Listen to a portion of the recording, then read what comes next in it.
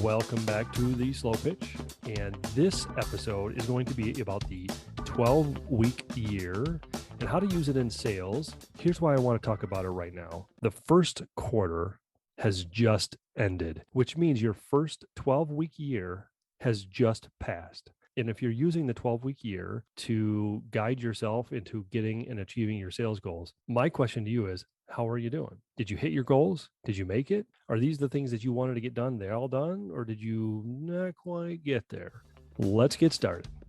This is the Slow Pitch Podcast. All right, getting started in the 12-week year. Just let's do a little quick refresher because it's been a little while since we've talked about it on this episode. The 12-week year was a book by Brian Moran and Michael Lennington. And basically the concept came from, hey, when you set a goal, when you set something you're trying to get done and you set it up for, it's going to be a long haul, it's going to be a long time to get there. What happens is people come out of the gate really strong, like they're ready to go. And they call it kind of like an early spurt. They just got to go. And it's, you're excited. This is my goals. And then somewhere around 3, 4, 5 weeks, depending on who you are, what you like to do and how your style is and all that kind of stuff, you start to slow down, or you might slow down after several weeks or several months, but somewhere in the middle of this long-term goal that you've set for yourself, there's a little bit of a lull. And during that lull, that's when the danger sets in. That's when things don't happen like they're supposed to. You're not doing the things you're supposed to be doing. There's actions that are not being done. And that's where you run into trouble. And then what happens is you get to the end of the year and all of a sudden you go, oh my goodness, we're not going to make this goal. And so you start hustling really hard. And the question becomes, what if you hustled really hard all year? Well, that's difficult to do. So his concept, or their concept, was this: let's eliminate the lull by making shorter goals that get you to the longer term goal. All makes sense, right? These are the smart steps that you should be taking anyway, but not everybody does. So basically, during the first 12 weeks, the first quarter, you've got to set a goal that's going to get you to your end of year goal. And so if you know your end of year goal is, just for round numbers, 100, it could be 1,000, it could be dollars, it could be whatever, it could be 100, whatever that is. If you're going to divide it into 4 quarters evenly, it's 25 each, right? So if you divide each one evenly, that's one thing. If you want to spread it out a little differently, front load it, back load it, however you know your style or your system works, that's where you're going to have to tweak and adjust. What's important is that this is the goal that you have to achieve at the end of the 12 weeks. So if it's a certain number of phone calls, a certain number of activities, that's where you end up using this time frame to get that particular number of things done. And the concept behind it too also goes into, you want to reduce your excuses. So you're going to be very clear about what your goals are. So for some people, being very clear means a specific number or a specific task or a certain number of things that you have to do. And then the next thing you have to do is kind of like plan daily, plan weekly. What does it take to get to where you want to go? Be very specific. And then the last part of that is just planning and executing it quickly.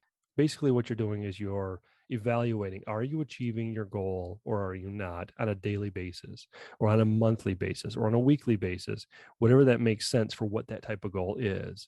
And what you're doing is you're scoring yourself and you're saying, yes, I have, or no, I haven't. It's a yes or no.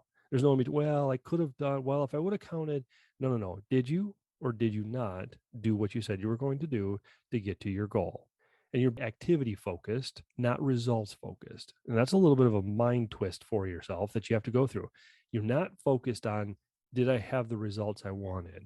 Did I hit my sales goal? That's not the result you want to focus on. The result or the activity you want to focus on are all the different elements of the task that you have to go through to get your sale. So that can be as simple as how many cold calls, how many meetings, how many purposeful conversations, how many times did you have a conversation with somebody before they actually set their first meeting. All these different things add up to the likelihood or a greater likelihood of you actually getting a meeting and or getting a sale at the end.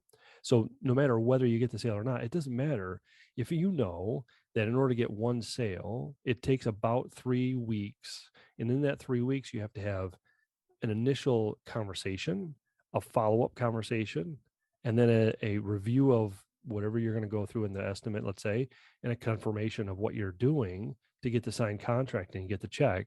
And that, let's say, takes 3 weeks. Each one of those should be something you're measuring. And because you're not measuring that, you may not know that you're not doing all the functions or activities that you should be leading up to that. So that's the concept. And so the next thing I want you to think about is quarter one just finished. Did you hit your goals?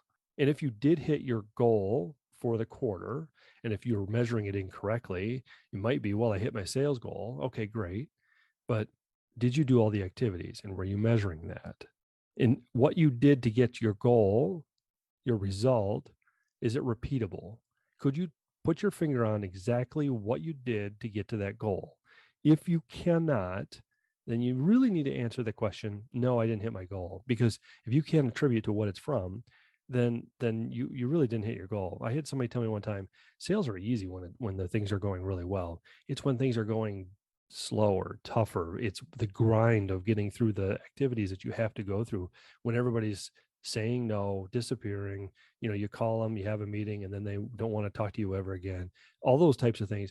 While you have to measure that, those are the times that you have to do more of it, right? And that's where it's difficult because a lot of people want to give up during that time, or they don't have enough in their pipeline to be able to do that.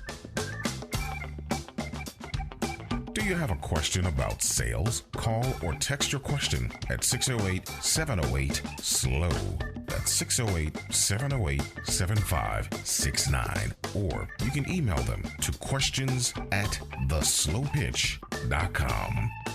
Now, back to the show. So if you answer to yourself, no, I didn't hit my goal, my activities, my things that I should be doing to get my sales, then that's okay. That's okay. You're only 12 weeks into the year. You still have 3/4 of the year left in front of you, right?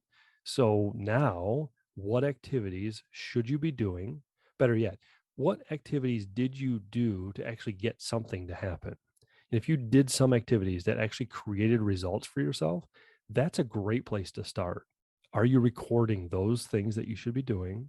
And are you measuring them? And if you're not measuring them every day, honestly, you're missing out.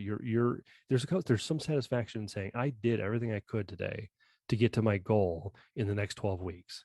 Or I know I'm going to hit my goal at the end of the year because I'm doing everything I should be doing, because I can show every day, these are the things that I've done. And I can take notes. I have created a form that every day that I know that I need to get these, I think it's like 10 or 15 things that have to be done every day.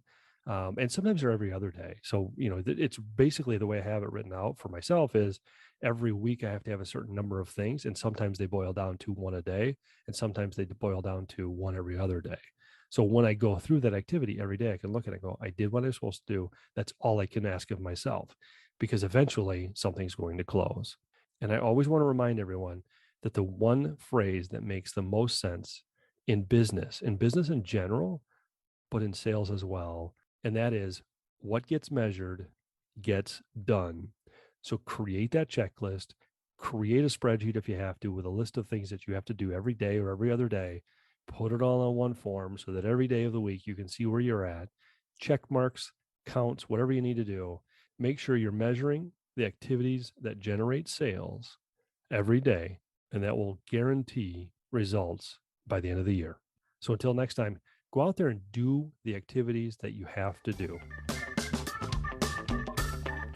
Thank you for listening to The Slow Pitch.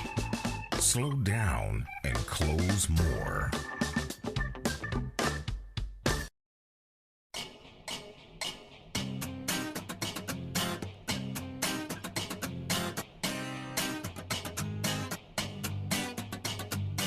Thanks as always for listening today. If you like this podcast, please subscribe and leave us a review. We really appreciate it. Follow us on Twitter, Instagram, and Facebook at The Slow Pitch. We were mixed today, as always, by Johnny Polakis, and we were produced by High Gravity Studios. Music credits and other notes are in the show notes section on theslowpitch.com, and we'll be back with another episode soon.